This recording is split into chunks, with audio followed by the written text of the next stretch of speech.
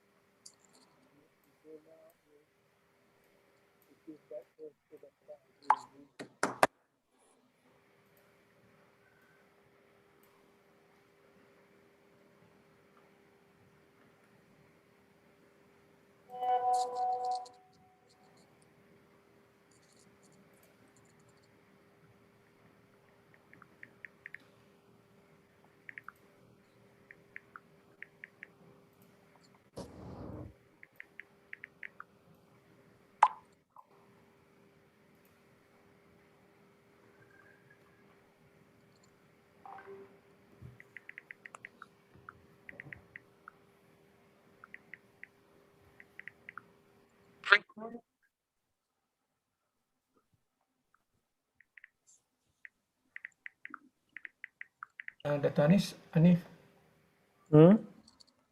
tak bagi lagi kan host kan? Tak bagi balik sekejap Belum bagi. Alright.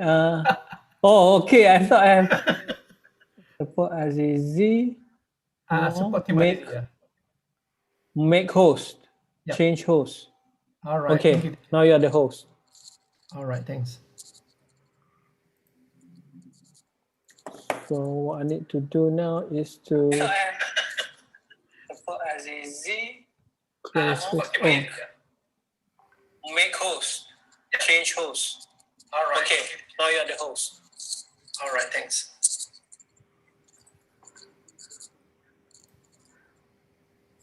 Okay, we are also live on YouTube, which is great. So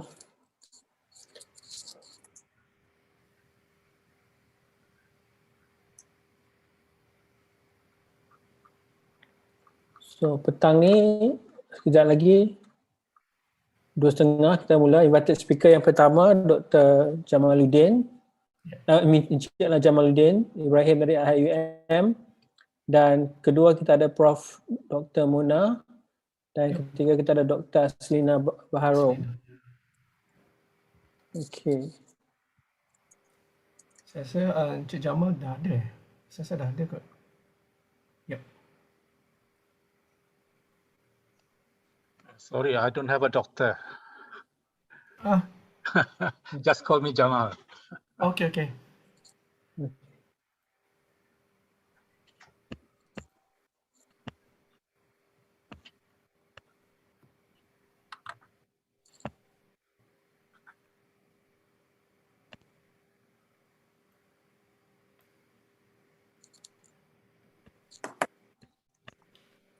Nice view, Mr. Jamal at the back. I wish we can be there. Yeah, really soothing, seeing mountains, rivers. Maybe after COVID. Will do. Still lagi boleh menabung untuk pergi ni.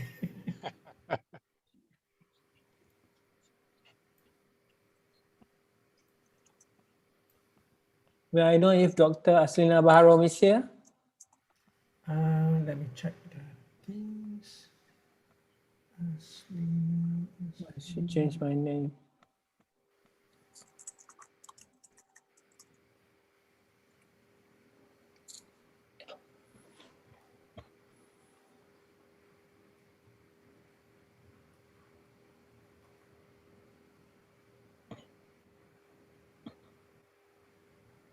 Can't see any so far.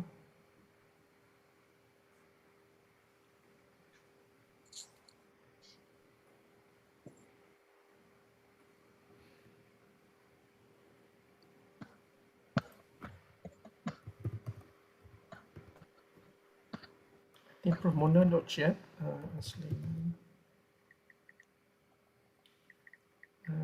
If not mistaken, is it MS Aslina is Dr. Aslina? Or I can't see the thing. Yes, I'm here. Okay, sorry, yeah. I need to grab my glasses, I guess.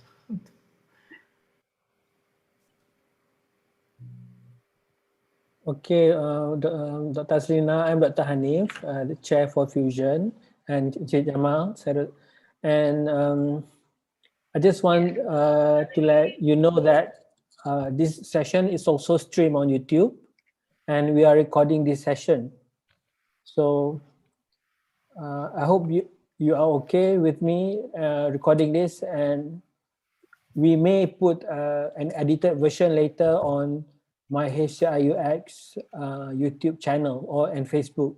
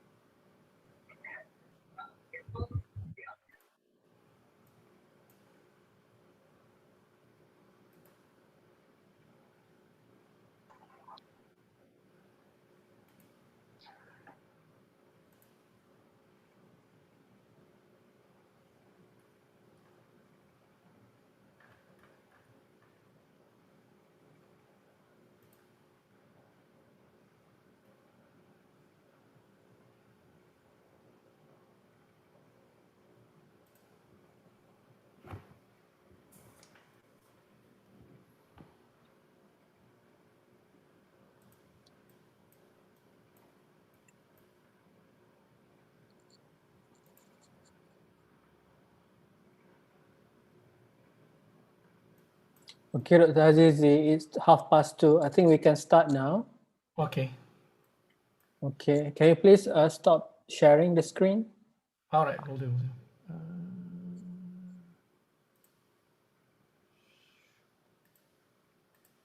Yep. Okay, hi all. Welcome everybody and good afternoon. Assalamualaikum. My name is Dr. Hanif Baharin. I'm from the Institute of the Institute of Industrial Revolution 4.0. We have changed the name recently, so I forgot the name. And I would like to welcome everybody to Fusion 2021. Thank you so much for your attendance today. And I would like to say that this is our second year of having Fusion fully online. This is quite, I think, unfortunate because Fusion is actually a different type of conference or symposium. You know, we are trying to get people to come together to talk and to share about their ideas, new ideas, and their current work, especially in HCI and UX or interaction design, to map out what is currently going on in the fields in the country. So because we are not trying, of course, we are publishing our papers in a proceeding that will have an EISBN, but compared to other conference, we are more focused on trying to get people to come together and to be a social setting for people to talk and discuss. So unfortunately, due to COVID, we have to do this online. And this is the second year that we're doing this online. Last year, we were supposed to have it at Magic, I think. But then again, because of COVID, we have to, to resort to using online, which is not bad. I guess we can still meet here and hopefully we'll have a good discussion today. And just for those who have just come in to join in this afternoon session, I would like to inform you that this morning, as part of Fusion, we have had our student design competition, or also known as UX Hackathon. And from this morning session, we have chosen 3 finalists, and we will present, we will announce the prize winners at the end of today's session. So just a little bit of housekeeping. So what's going on this afternoon is we're going to have our 3 invited keynote speakers. And at 3:45, we will have our parallel sessions in room A and room B. So you can refer to your schedule to go to any room that you want. So basically, you can choose the room. If you go, when the rooms are open, on your Zoom window at the bottom, you will see the breakout room, and you can click and choose the room that you want to join in. But if you can't, you can put it in the chat, and Dr. Azizi and his team will assist you. Okay, so I'm not supposed to talk very long, just very short one. So hopefully today we will have a fruitful session, and I would like to start this afternoon session by introducing our keynote speakers. So today we will have 3 keynote speakers. The first is Mr. Jamaluddin Ibrahim, and the second one is Prof. Dr. Mona Masood, and the third one is Dr. Aslina Baharum. Okay, without further ado, I would like to introduce our first keynote speaker. Let me try to open the note here. Okay. So presently, Mr. Jamaluddin Ibrahim is a senior academic fellow at the Department of Information Systems, KICT IIUM. He taught postgraduate and undergraduate courses related to security and technopreneurship. He is a senior member in the Perceptive and Sentiment Computing Research Group. Before joining IIUM, he spent more than 20 years in the industry. Mr. Jamal has exceptional background. When he joined UTM in 1980, he He became the first head of Department of Computer Science, and then the head of postgraduate studies at Institute Science Computer, ISK-UTM, and eventually the founding dean of the Faculty of Computer Science and Information System. So today, Mr. Jamaluddin will talk about value proposition design, multi-sided platform business model. So I would like to invite Mr. Jamaluddin to give his keynote speech. Thank you very much, Dr. Hanif, for the introduction. Let me share you my screen.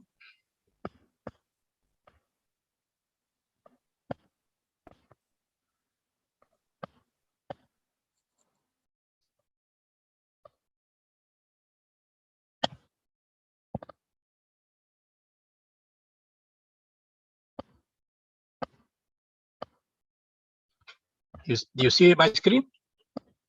Yes, we can see your screen now. Okay.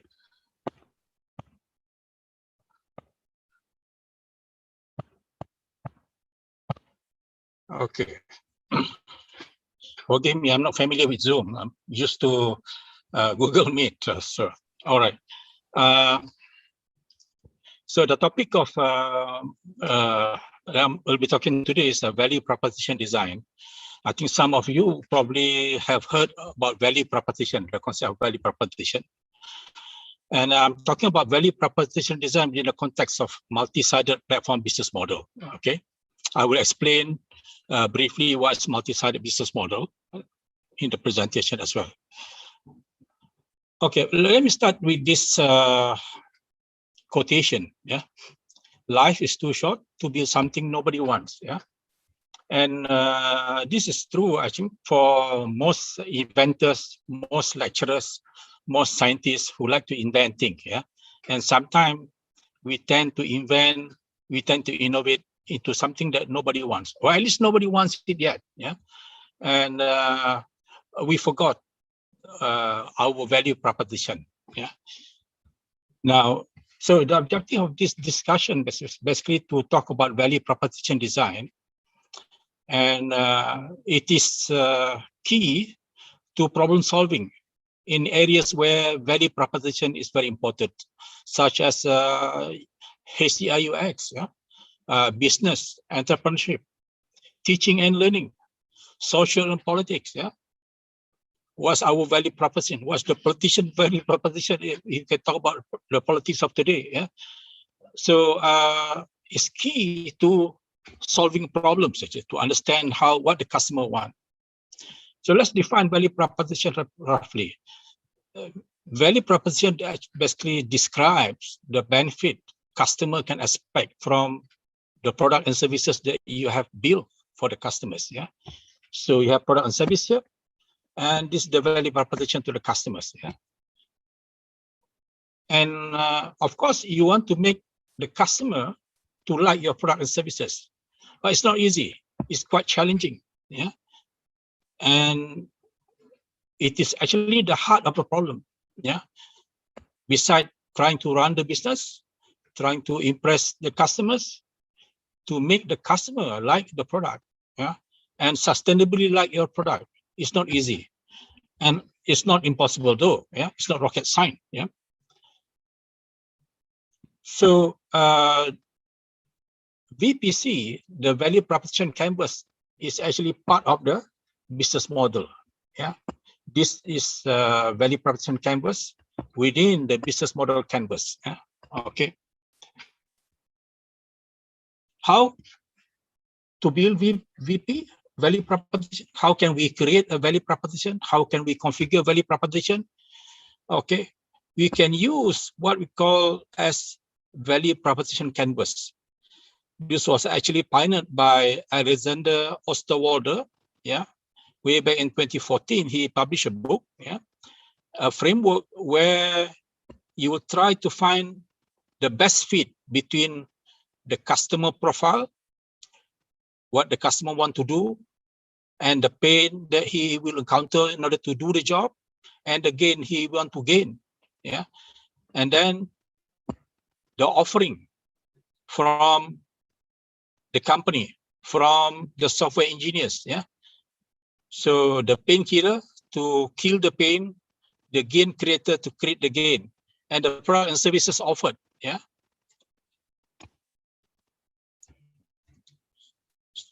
The idea is actually to achieve the 3 levels of fit. Yeah. So there is the problem solution fit. The customer like your value proposition on paper. And then your value proposition gain traction, your product gain traction in the market. So you have the product market fit. And then finally, the business model fit. You actually have value proposition within your business model. Yeah. So these are 3 levels of fit we want to achieve with value proposition. Now, some of you may remember iPod. Yeah. At one time, iPod has compelling value proposition. Why? iPod claimed to have 1,000 songs in your pocket. Yeah. Those days, in the 80s or 90s, I think so, to have 1,000 songs in your pocket is not possible. Yeah. But Apple somehow managed to create a product where you can have 1,000 songs in your pocket. And it was a very compelling value proposition. Everybody want to buy, or every other company want to imitate iPod.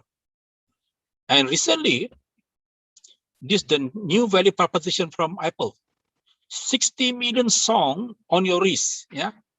And of course, it attracts a certain customer segment, attract a certain audience. So your value proposition must be relevant to certain customer segment, targeted customer segment. Yeah. Obviously, this may be for the teenagers, yeah, of the time. Okay.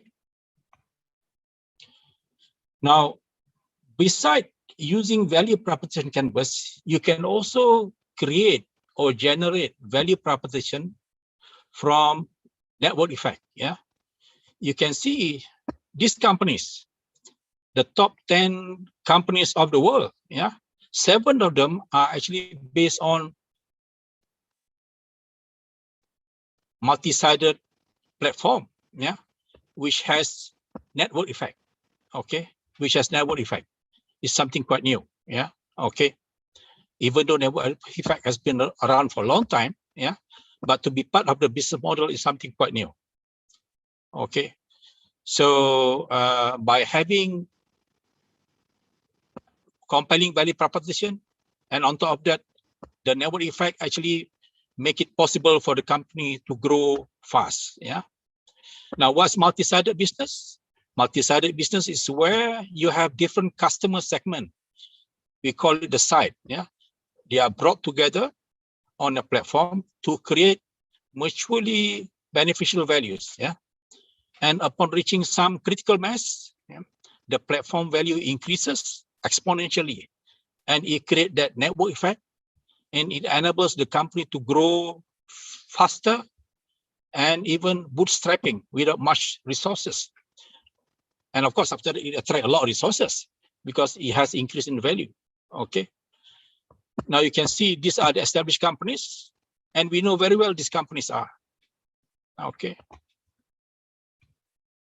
So what is an effect from MSP? An effect is basically the network effect of how a service become more valuable to users as more people use the same service. You can see, as in telephone, when there are only 2 people using the telephone line, telephone network is not as valuable as having more, much more, and so on. Yeah. So, you know, if you follow the Metcalfe's law, the utility of a network is proportional to the square number of users. Yeah. A good example would be Facebook. Let's see, when Facebook got started, maybe they have only 1 or 2 users, not that useful. But after some time, it attract more users, and more users will attract much more users. So it grows exponentially. Yeah. That's the network effect. So the network effect will be sharply on the increase. Yeah. after certain point, after a critical mass, yeah. Okay. And after some time it may decline, the company will have to reinvent, yeah, to recreate a new platform, to improve the platform, to redesign the platform so that it will create that network effect. But now, not all platforms can have great network effect. Some platforms have very little network effect, yeah. So the challenge is to be able to design the right platform with the right side, yeah, giving access to the participant, to the communities in that platform, and building the ecosystem that conducive to the growth of the platform, and create that network effect. Yeah. Now, Amazon value proposition. 3 value proposition Amazon offering to the customer: great customer experience, bigger selection, yeah, and lower price. So what did Amazon do? It start with the great experience. Start with the customer. This will bring more customer, yeah, and more customer will attract more sellers, and more sellers equals bigger selection. Bigger selection means what? Better customer experience. You repeat the cycle, so it goes on, yeah, the growth. Or the other one is that better customer experience will generate more growth. More growth mean lower structure. Lower cost structure mean lower price, fit into greater customer experience. So it's a feedback loop. You can see that. Now, it is interesting to me, the question that I've been asking myself: how can we adapt this value proposition to a higher education, for example, to other businesses as well? I guess, yeah. How can we create the platform that will have this great customer experience, great selection? Yeah. How can we apply to the university education business model? So we can say, let's give student great student experience, yeah, and then more student coming our way, and of course we have more department, more faculty, yeah. This will create more selection of academic program, quality academic program, and it will fit into great student experience. And of course, it will result in lower cost structure. So maybe we even have lower fees, yeah. Okay, we have lower fees. So that may result in subsidy of the fees to the student. Maybe make it more affordable to the student, okay. Now, of course, it's a very simple way of thinking about the whole thing, but you can see how successful Amazon is, yeah. Let's look at Uber. Uber create more demand. With more demand, yeah, they will need more drivers, more coverage, yeah. And then this will create faster pickup, yeah. Faster pickup means we create more demands, yeah. Okay, and so on, of course, and or less driver downtime, and then lower price will create more demand. So you can see it's a complex system, yeah. Now, actually, Uber has a much more complex network effect, yeah, and which probably you can see it is a loop system, and it reminds some of us maybe system dynamics, yeah. So you can actually maybe simulate this process, the NFX. Okay, my concluding words, yeah. So value proposition is very important. It can be designed by using value proposition canvas or by manipulating platform to create NFX, yeah, network effect. Okay, and as we can see, properly designed MSP, multi-sided business platform, can generate great NFX It's proven by those companies that I've showed you. Yeah, by Apple, by Google, by Amazon.com. So it has become the holy grail of unicorns, entrepreneurs, and product designers. Okay. Now, NFX is not the silver bullet. We shouldn't go for this platform mania. Yeah. What's platform mania? Everybody want to go for platform business model. Yeah. Not all platforms are equal. They may not, some platform may not generate as much network effect. Yeah. You have to design properly the site so that there'll be network effect in between them. They will create value and it can sustain values up to some time. So network effect is similar to system dynamics. So that means it is possible to analyze and to optimize it. All this while, when we build value proposition canvas, when we create value proposition, it's not amenable to detailed analysis, yeah, because there's no numbers to look at, yeah, to optimize. So maybe by using system dynamics, we can do better. Now, what I'm doing currently, I'm using MSP NFX basically on a project called M-Kitchen. Some of you may have heard about M-Kitchen. It's a project that we started in Ramadan. We give free food and also we sell some food, yeah. And we use MSP business model. We actually started with very little money, yeah. But the way we have designed it, people come and become cooperative. They like the venture, yeah. To me, that's part of value proposition, and they're willing to donate money to create success for this project. I'm also looking at exploring how to harness MSP NFX for the university post-COVID-19 business model. Can we make the university fees much reduced than what we have today? Maybe if it's for free, yeah, that will be the extreme, yeah. And finally, to explore how persuasive computing can be reframed as MSP NFX to take advantage of the platform NFX, yeah. So basically, that's my presentation to you. Thank you very much for giving me the time to talk to all of you. Thank you. Thank you so much, Mr. Jamal. Now I open the floor for question and answer session. So if you have any questions, you can write it in the chat and I will read it to everybody. So for now, let's start with the first question from me and also from several people here. Okay, the first question is, with the current COVID pandemic, how do we identify and assess if we have the most important value proposition? Sorry, say again. How do we identify? How do we identify and how do we evaluate if we have the most important value proposition?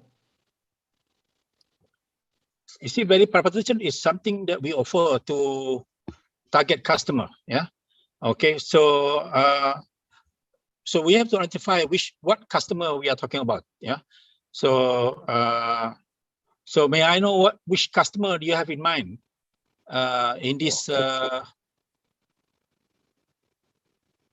I think the question is asking in the times of the pandemic. So how do we know whether what we're going to do is? Okay. As you can see from the value proposition canvas, yeah, yes. We must solve customers' pain, yeah. So that will, that will basically make the customer like you, yeah. You must also solve what customer want to gain. So the pain for during this time is, there are many actually. You're talking about the basic, you're talking about COVID, maybe the customers are really afraid of getting infected with COVID-19, yeah. Can we have a solution for that? Yeah. So customers want to stay healthy. How can customers stay healthy? Yeah. So what's the value proposition? So maybe here, simply maybe vaccine is one of the pain reliever for the customers. Yeah. So your value proposition, whatever that you propose, for example, let's say you want to build a nasi lemak business during this time. So your value proposition must include the painkiller, meaning what? You know, I think whenever you go and buy nasi lemak nowadays, you always worry that, is this the guy who's selling nasi lemak? Are they healthy enough? You know, how do we know they're healthy? Of course, they have the thermometer and you know, but how can we be sure they are healthy? Currently, we can't be sure. We have to trust, right? That's kind of a great pain, at least to me. Yeah. So if we can offer better than that, to maybe some kind of certificate to the customer that you are healthy, confirm healthy. You know. So maybe that's one way of addressing value proposition in this time of COVID. Yeah. So it is. So I have to answer with respect to a certain business, certain product that we want to sell. We want to give to the customer. Yeah. Okay. I hope that answers the question. Okay. All right. So for the second question,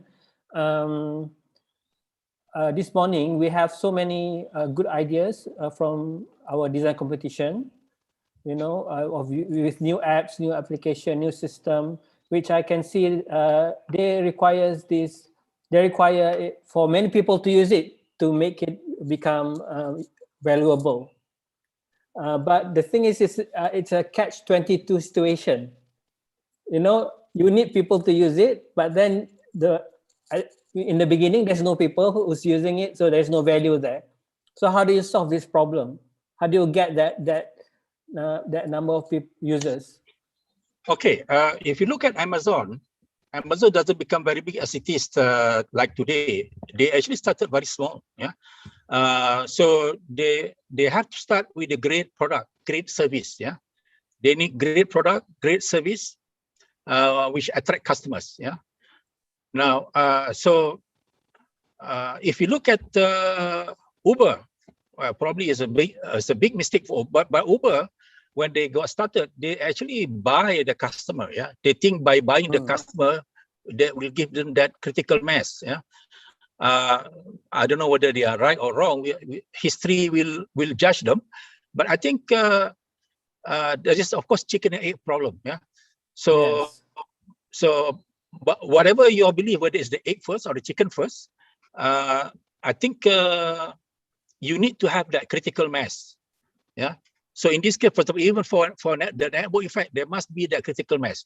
So you have to work very hard to get that critical mass. Yeah. Once you have the critical mass, then so you have maybe to give away the product. Maybe you have to make it free, give it as a freemium product, free, and then some premium services like Dropbox. You know. So there are a number of business model which actually can you can start with, and eventually you'll be able to use the multi-sided platform business model to get that network effect and grow fast, exponentially. Okay, thank you. So this is just last question, just a quick one. We have another 2 minutes. Can product based on sentiment last longer? For example, if we build something based on the situation right now, the COVID pandemic, how can we ensure our product lasts longer? Okay, companies have to change. They have to keep changing their value proposition, their offer from time to time. So to be sustainable, you have to your value proposition must be dynamics. Yeah. So maybe after COVID-19, I hope we don't have to worry about wearing masks. Don't have to worry about getting infected. Yeah. So then things will change. Maybe people will not be ordering food online anymore. Yeah. People go back to the old ways. So there's to be sustainable, your value proposition need to change, just like what Apple did. I see. All right. Okay. So that is the last question for Mr. Jamal. Thank you so much for your talk today. And maybe we can continue our discussion in our Facebook group and on YouTube comments and so on. So thank you, Mr. Jamal. Thank you very much. Now, thank you. Now I would like to invite our next keynote speaker, which is Prof. Dr. Mona Masood from USM, with the title Designing User Neuroaesthetics, a Bleeding Edge Approach. Before that, I would like to introduce Prof. Mona.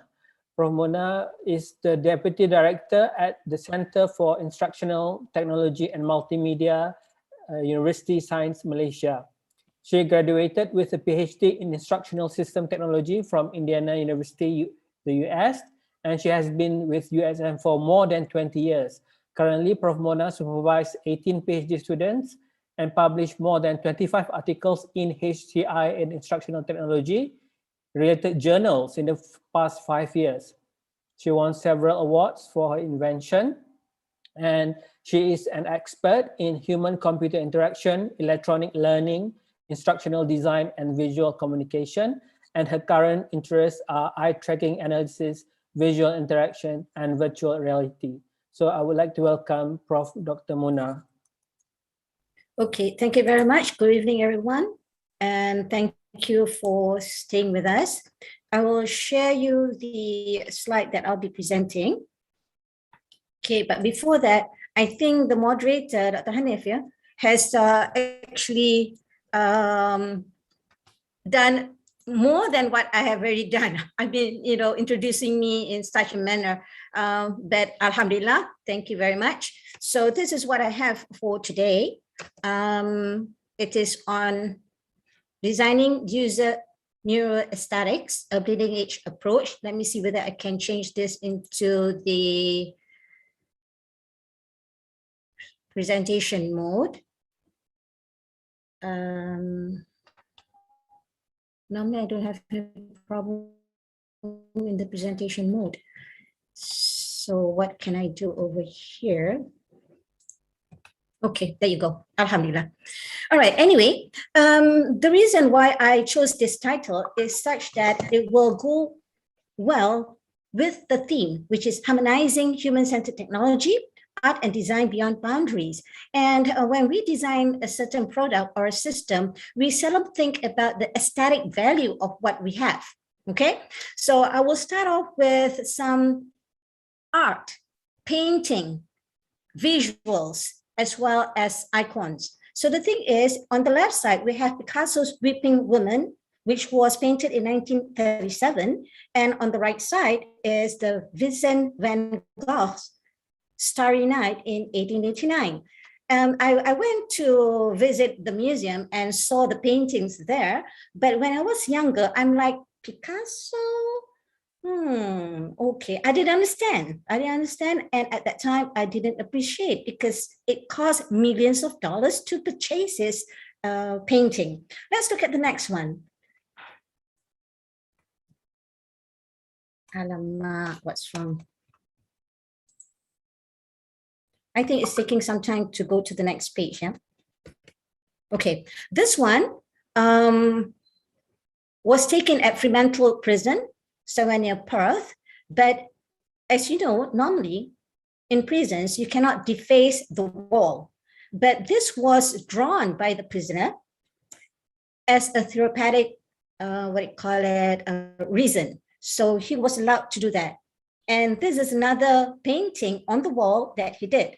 So we can appreciate that he is doing something to have his problem to be dampened by having an outlet. The next one is about sculpture. The left is in Perth. On the right is a sculpture of Hiroshima that I took in Hiroshima to commemorate the, World War II, and how it was devastating to their community as to what happened. So it is as a reminder to make sure that it does not happen again. The last one here, second last, there's a picture, that's a visual. Okay, think about it, see how does the picture evoke your emotion. The next one is the garden at Kukendorf, Amsterdam, on tulips. On the right side, it's not the same place. You can try and guess where that is. Okay, so all these visuals will evoke different emotion, different feeling, and different experience, depending on whether you have already visited the place or you have not. Next, this is more local. And those of you who have visited Pulau Langkawi, then you will see that this is feeding the eagles. Yeah, so our boat was in such a manner, even though it was a little bit rocky, that I could manage to take this picture there. This one was a lucky shot that I took when I was in New Zealand. Okay, so that was the tail end as the sperm whale was diving into the sea. So when you see all these different visuals, I wanted to open your mind to art and how you perceive the what do you call it, visuals, and how it trigger your experience, emotion, and what is your perspective on what was shown. Okay, so that comes with the idea of integrating neuroaesthetics. So when we talk about neuro, it deals with the nerve in the brain, and aesthetic is the appreciation of beauty and how the designer actually try to give an overall effect to the learners or the users on how they see or they view the interface. Samarzeki, who is the person who comes up with the neuroaesthetics, and the term was coined actually in 2002, it says that this is the field of cognitive neuroscience that looks into individuals' aesthetic experiences. Okay, so that's where I'm trying to share the idea of how this concept of putting in the triad of aesthetics together with what you call it, UX and UI. And you can see that when what you call it, the knowledge meaning, which consists of expertise, context, and culture, sensory motor, which consists of sensation, perception, and motor system, as well as the emotion, valuation, and wanting or liking. And over here, I will only concentrate on the culture and the perception of the aesthetic component of the aesthetic triad. Okay. Next, you will see that the interconnectedness, if we combine the neuroaesthetics, UE and UI, then we can see that the design is a little bit more, how you say it, you can sustain the person's attention towards our design itself into our system. We can see that in user experience, it is more towards story-like environment, which we need to have the design of that system, the product, to be engaging, functional, and include features that are likable, and also to make sure it is user-friendly, whereby the users, the learners, can use the system without much difficulty. And when we look at the user interface, which must provide emotional, meaningful, and an aesthetic, welcoming feeling, whereby we can manipulate that through layout, visual design, typography, and colors. And the neuroaesthetics, which I mentioned earlier, is combining the perception of the user and culture in our design. So here, culture plays a role in which we see that it may be shared, it may be inherited, or it is inherently human nature to an individual, whereby culture actually influences our values, our expectation to what we see, our behavior, our attitude, our cognitive reasoning, as well as our perception. But nevertheless, when we want to include culture, we have to look at it from the business context. If someone is in the business to make more money, when you want to include culture in there, then it will cost a lot. As a trade-off, learners have to adapt to the specific design, which goes with the idea of internationalization instead of localization. As in learning styles, when we talk about learning styles, we don't have different learning styles at home, or different learning styles that you cater to all the students in the classroom. So we have to adapt what is being taught. So that's why when localization, we want to do localization, adapting to local cultural elements, it is seldomly taken into consideration and most often ignored. Okay, but we have to have that in the back of our mind when we design something. So over here, I post several icons for male and female toilets. Okay, would you guess this to be a toilet if there's no textual information there? Ponder on that. Okay. The norm that we see is the middle one, as well as on the right side. On the left is actually what I see at my gym, just close to my house. I was like surprised. Oh, because I teach visual communication. So I said, okay, better take this, takes a snapshot of this, logo of the sign. Yeah. So, but it looks like maybe a dressing room for female, a dressing room for the male. But actually it is a toilet combined with the dresser. Okay, they can change clothes there because I was mentioning just now, it is a toilet, a gym, right? And then over here for women and men, even if you do not have the hijab for the women, people will know if it is for a woman, okay, or a man. This one, the last two, male and female. You would expect this or think that that is taken overseas. No, it's local. Okay, it's locally taken at one of the hotels actually. And then normally when you see also like having not a cigar, but a pipe, as opposed to maybe a lady's hat. So that also can signify the toilet. So that's where I said that sometimes the role of culture is important to localize it, but nevertheless, when people see it, they can adapt what is being chosen. So when we talk about the, let me see if I can, okay, never mind, it's too high up. Bleeding edge approach, when we talk about bleeding, which is different than the cutting edge, bleeding actually relates to something which is forefront. It pierces and breaks through the innovation. It may not be proven, but has tremendous probability of daily acceptance, whereby that's the reason why I integrate the eye tracking to provide empirical evidence. So I will go to that in a bit.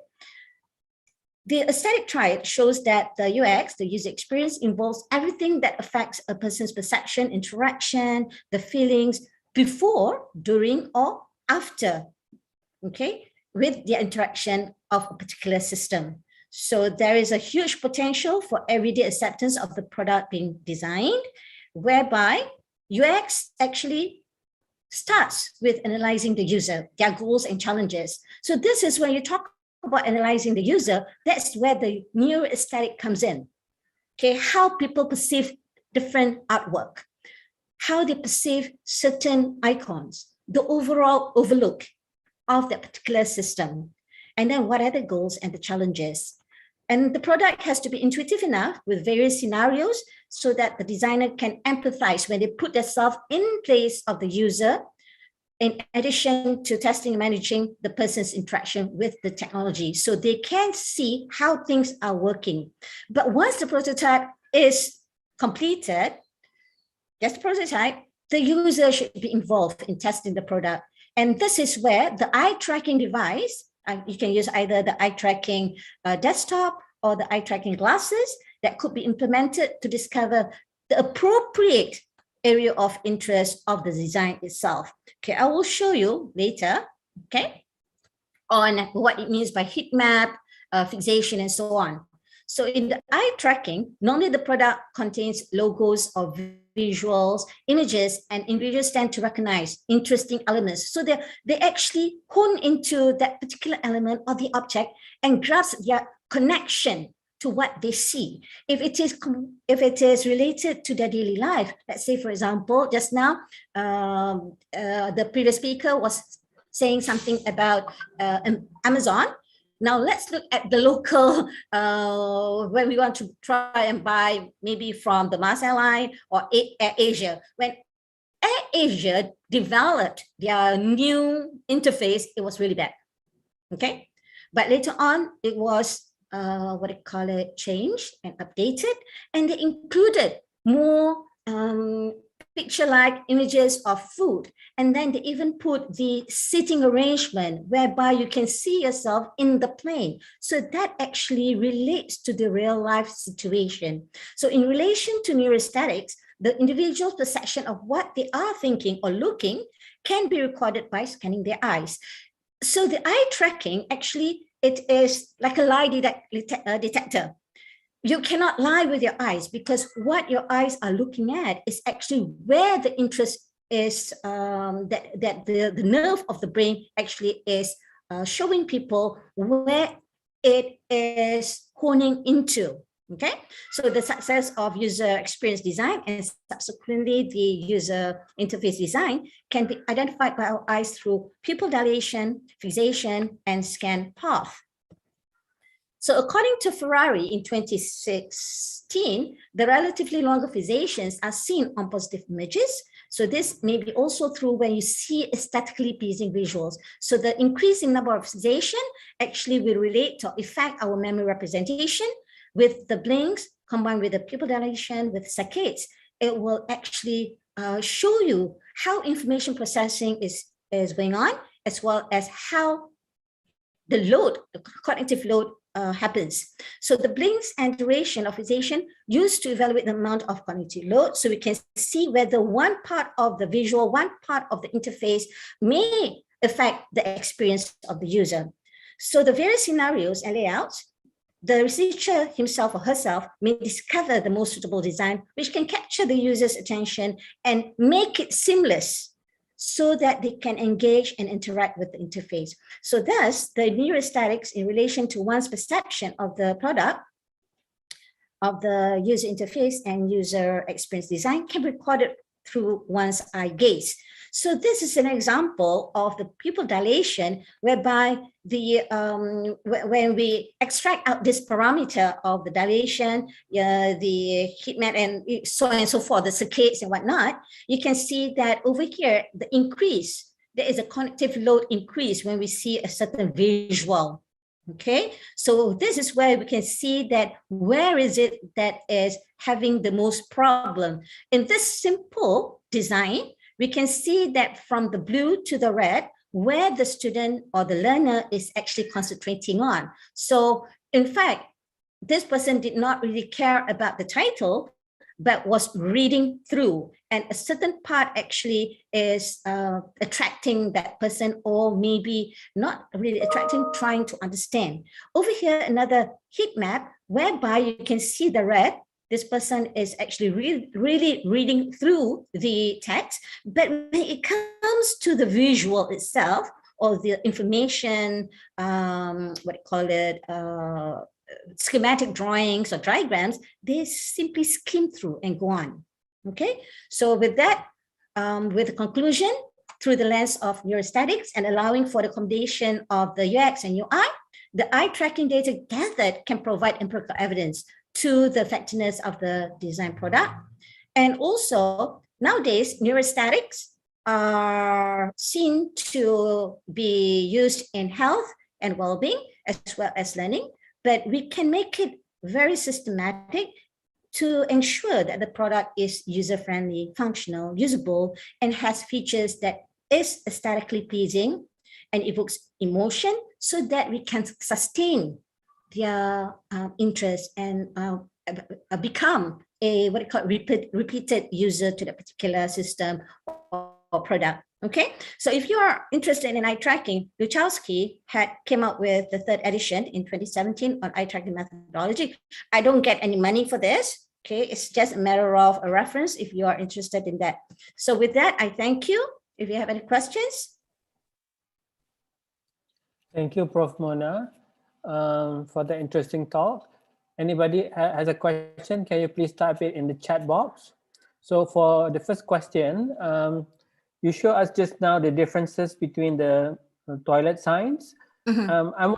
I'm just wondering, in this globalized world, even in Malaysia, most people grow up with Western culture.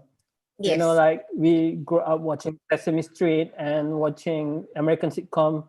So how does the differences in local culture really affect the design process or your design? Okay, for the local design, if we are trying to have a specific target audience, then we can actually, in fact, integrate the local design. As far as our religion, because I don't want to touch upon religion and races, but nevertheless, who are we doing it for? Is it going to be the Muslim audience, or is it going to be the whole local place? Because let's say, for example, in Japan, they have bento. And then in Malaysia, we don't have bento, but we tend to use that because of the, what do you call it? It has come into our culture using that particular scenario. So that's where we tend to adapt.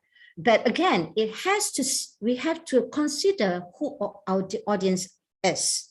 But if we were to localize everything, I think that's fine. Meaning that nowadays also, when we have our students coming in, we have like Bahasa Malaysia for them to actually study, and then they have this ethnicity that they have to take for the courses and so on and so forth. And so we are trying to project, we're trying to teach, or rather share the knowledge of our Malaysian culture. In fact, the Malaysian culture with Southern Thailand and I would call it Indonesia has some similarities, although that's not a lot, but there are some similarities in itself. So when we look at logos, let's say, for example, railroad in America, it has an X and it have R on the right, on the left of that X, whereby for us, we don't use RR for railroad. In fact, we have the fence itself for the railroad, and RR is for rest and relax. So that's why we do not want to actually infringe, or not really infringe, but we do not want to do something that is against what we are being taught. So if, like, let's say, for example, the norm that is being used, let's say for the railroad just now, it may be just a fence. Okay, so they have the crossing. All right. Is that okay? Yes, thank you so much, Prof. Mona, for a very interesting explanation. Unfortunately, we are running out of time. So hopefully we can continue this discussion with Prof. Mona. You can in the chat or later on our Facebook. So I find this a very interesting talk, especially in regards to the culture and aesthetic. All right. So without further ado, I would like to invite our next keynote speaker, which is Dr. Aslina Baharom from UMS. So Dr. Aslina is a senior lecturer and head of the user experience research at the Faculty of Computing and Informatics, University Malaysia Sabah. She is an active community services, such as being invited speaker for entrepreneurship program, online business workshop, and Sabah SME Week, among others. She has been appointed as the ambassador of Magic under Ministry of Higher Education, leader of Technopreneur Cluster Digital Hub at UMS, and coordinator of entrepreneurship for Faculty of Computing and Informatics. Dr. Aslina Baharom is also a member of Young Scientist Network, Academy of Science Malaysia, for 2019 and 2022, and she has published in more than 50 publications. So I would like to invite Dr. Aslina to give her talk on UX in digital products, a literature review of the usability and the personal and social acceptance.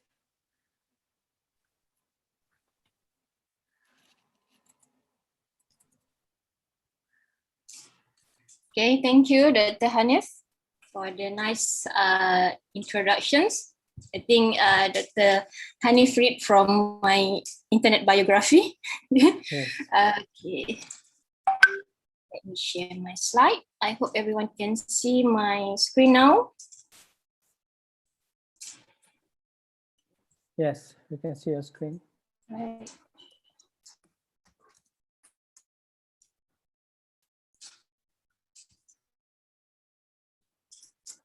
Okay. So as introduced by the chairperson just now, Dr. Hanif, my sharing today, okay, is we here for the community of UX community to share our knowledge and experience about UX especially.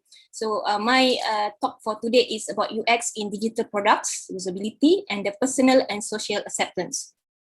So a little bit about myself. I think Dr. Hanif already explained. Just to explain to you that I'm actually origin from Johor. So I'm not from Sabahan. So I'm from Johor. So I have 7 years industrial experience and also 7 years in UMS already. So my research interest in UX is the most future interaction design, software and engineering and development, and also for visual and analytics analysis. Okay. So I think everyone here, I believe everyone here already know what is UX, user experience. So by definitions of Norman and Nelson, okay, encompasses all aspects of the end user interactions with the company, its services, and also its products. And by this definition by the standard ISO, user perceptions and response that result from the use and or anticipated use of system, product, and also services. So basically in my talks is about UX in digital products. So UX is how user interact with and experience with the products, system, and also a service.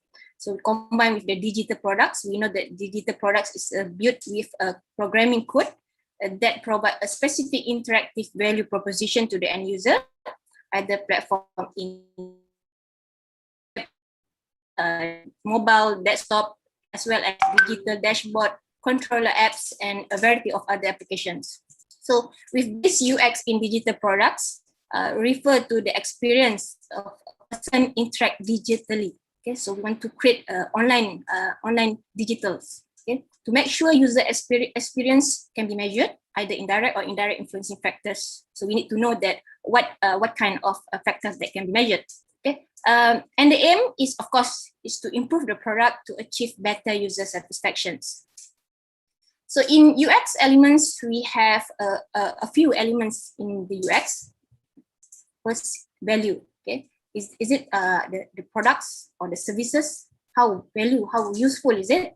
The usability, the easy to use, okay, the usefulness, okay, the adaptability, okay, easy to start using it, okay, desirability. Is it fun for you and also the systems or the services? So in general, user experience is how a user interact and have an experience with the products, system, and also services.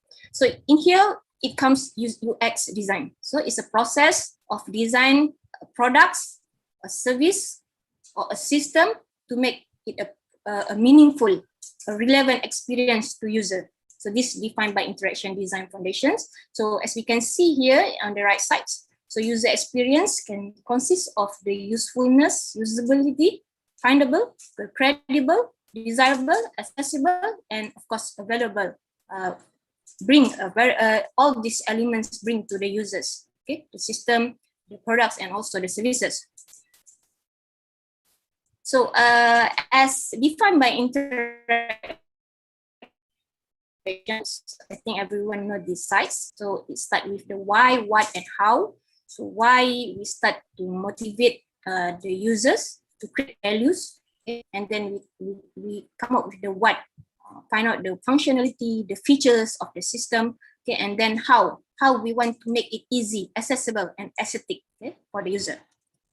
So I believe, okay, most of us, when we wake up in the morning or when we sleep in the night, okay, what we interact most is our mobile phone, okay, either a woman or man, okay, bit similar, especially those single, okay. So this is a digital product. So not only this mobile phone, so we our day life always with all this digital technology. Okay, our washing machine. Okay, so of course, okay, we interact all the system 24 hours. Okay, so to define again the usability is to extend which systems, product or service can be used by a specified users to achieve a specified goals, either with the effectiveness, efficiency, and of course to satisfy based on the context of use. Okay, and the personal and social acceptance is user attitude, okay, towards the use of the digital platform. So whether the user will adopt the platform and use it or maybe reject it as irrelevant. So in usability, of course, as mentioned by the second keynote just now, so after we have a product system, we need to test it. We need to evaluate it to make it, make the system, the product, and also the service valid. So we need to evaluate. So this is the usability testing. So it encompasses all the UX elements relating the ease of use. Okay. So for example, website usability. Okay, usability goals for a website is we want to have a website that have a user friendly. Okay, because a website is the first. When we open a website, we have about less than 3 minutes to glance it. Either we like it or we don't like it. We can find the information that we want, or we couldn't find any information that related to what we want.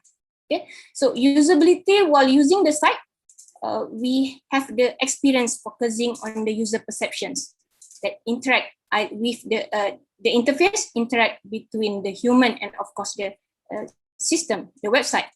Okay, so this can create the emotional experience also. So either we put all the positive emotional experience in our elements design of our website, okay, or we fail to design based on the emotional experience. Of course, mobile applications, okay. Of course, a recent study not only in US, in Malaysia also showed the highest usage, okay, people using applications, mobile applications, okay. And the fact that a user considered that mobile applications, they want the applications easy to learn, user-friendly, and of course, less time to complete all the tasks using the application that they use. Okay.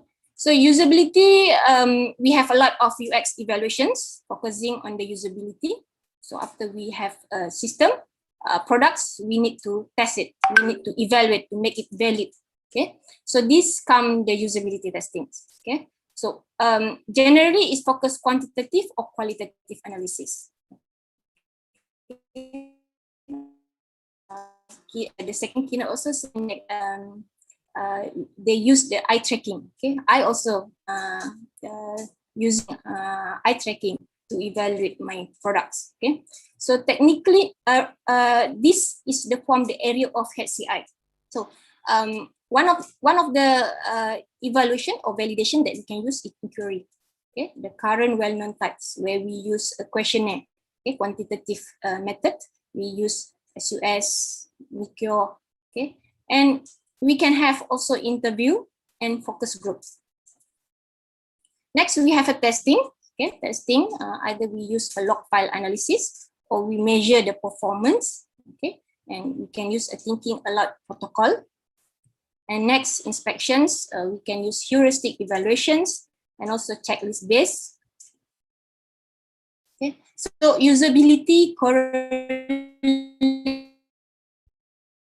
information quality, system quality, and of course, the service quality. Where personal and social acceptance, okay, is for the personal, okay, to accept, willing to use. Okay, we want to know that some of us might forget to check after we check the usability of the systems. Okay, we might forget to check is the system is acceptance by the users, by the community. So there is a need for personal acceptance and social acceptance. So willing to use the systems and socially accepted, either a negative or positive effect.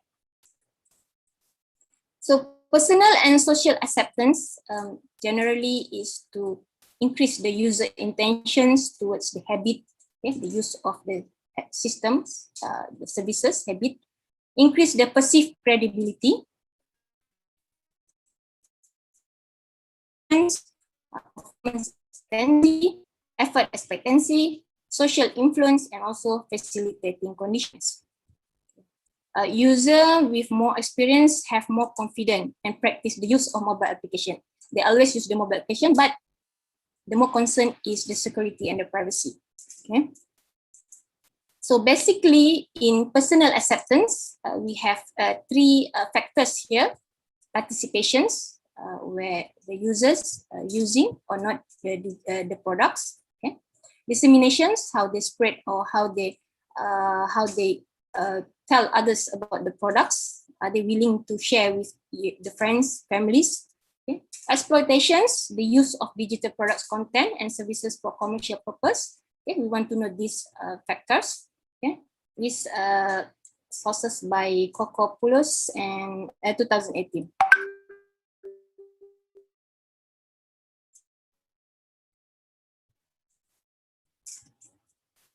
Okay.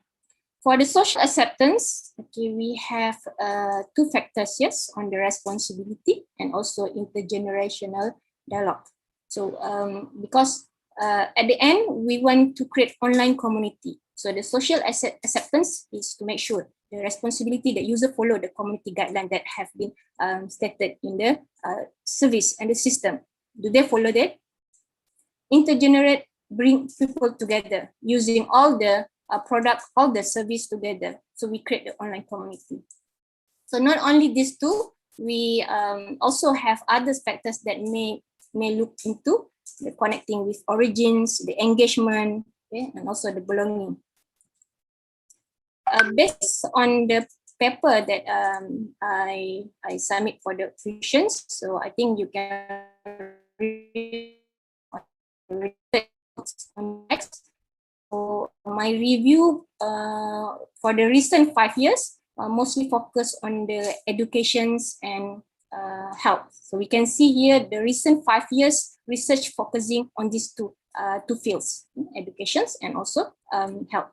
So on the health, based on the elderly, okay, children's, okay, education, of course, we have students, higher learnings, institutions, preschools, okay, and not only educations in academic, we have also community level. Okay. So to conclude that usability and the personal and social acceptance are the elements to increase your user experience. So these three elements emerge as strategies on user experience in acceptability, where the personal and social needs usability of the products to complete certain tasks as easy as possible. So the main objective here is the strategies to improve the products, to create and to increase user satisfactions. So let me share you a recent or current studies that I've been doing since 2019 and now. Okay. So first, I have a visualization pattern for shopping mobile web applications, user interface design based on eye tracking analysis. Okay, we create a pattern, gender-based pattern for shopping mobile web applications, okay, using eye tracking analysis. And then we also have a mobile augmented reality framework, okay, for student-centered learning, there where we create a framework, okay, framework for higher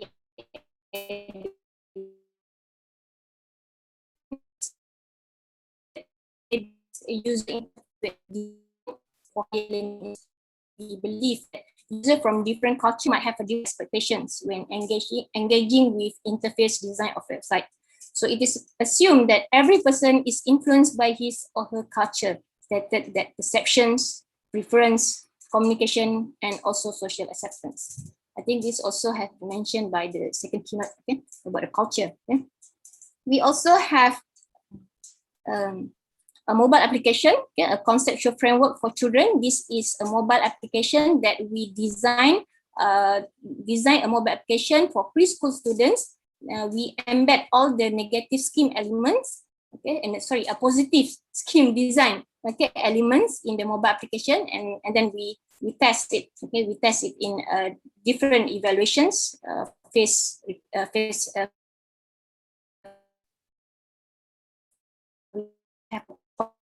Okay, we found that 72.93 positive toward the element that already embedded the positive elements, positive scheme design embedded in the mobile applications. We also have using gamification strategies, okay, for polytechnics, okay, to learn mathematics, okay, using gamifications. And we also have special needs for autism children using a chatbot. Okay. This development of smart myHCI-UX web application for COVID-19 is a research for due to COVID-19. So we want to connect a farmer direct to the buyer. So we create the applications. So this also we added the social acceptance for them to use, because this is the community. So this project is funded by the UMS internal grant, okay, for the community. Also, we have designing a community learning engagement. We use a Kadazan Dusun language, okay, for preschool students, and we also embed the gamification elements in the applications. Okay, and then we test it, okay, using the EEG. Okay, we have emotional engagement. This one for e-learning. Okay, we want to boost the engagement while students using e-learning systems. Okay, so we use a hybrid method, Kanze engineering, and also a card sorting approach, and then we create a design scheme also. Okay. Okay, actually our research group is just a baby steps. Early 2020, okay, early last year. So we have about eight members here. So I'm lead the team, okay, UX research group, okay, in the Borneo part. We also have external researcher, consists of the industry and also international collaborations, and also other universities. Okay. Okay, with that, I think that's all my sharing. So I'm not too expert for the user experience. I think most of you are very familiar and more expert, but I'm sharing my knowledge and experience based on what I've already done. So I'm happy to accept any questions from you guys. So maybe we can have a collaborations later on. Okay, with that, thank you. So you can email me at aslina@ums.edu.my. Thank you, Dr. Aslina. We actually found out about Dr. Aslina from 24 hours of UX, an event for UX, yeah? So I have one question for you. Again, it's about culture. Yes, Dr. Raja Jamila also has a question. Please ask in the chat. Regarding culture, how much culture affects social acceptance in a globalized world? Because right now we live in a globalized world. So how much actually culture affect the social acceptance? I have did my research on my PhD study previously, where actually I'm focusing on ASEAN countries. Okay, we have 10 countries in ASEAN countries, right? And we have tests also in other countries than ASEAN countries, but the difference between each country, we can see a bit different. Okay, but with that, we can see that if we are in the ASEAN culture, okay, it's not much different. Okay, based on the 10 ASEAN countries that I've been researched, okay, we Malaysia, mostly related with Indonesia and Singapore. Okay, and Cambodia related with Vietnam and Laos. I think Laos. Okay. Okay. And I did test with Japan. Okay, Japan also is not in our scope actually, ASEAN countries, but we try to test on Japan. Okay, but the difference is not much. My research actually on the localizations of expectation on web design. Okay, so example, what we expect the home should locate, the home button should locate, right?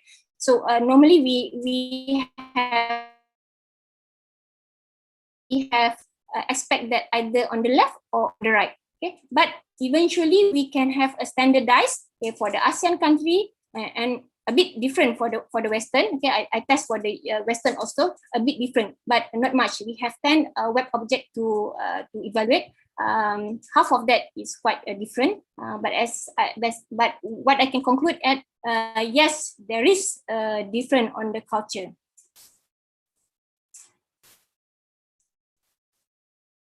All right, thank you so much, Dr. Aslina. And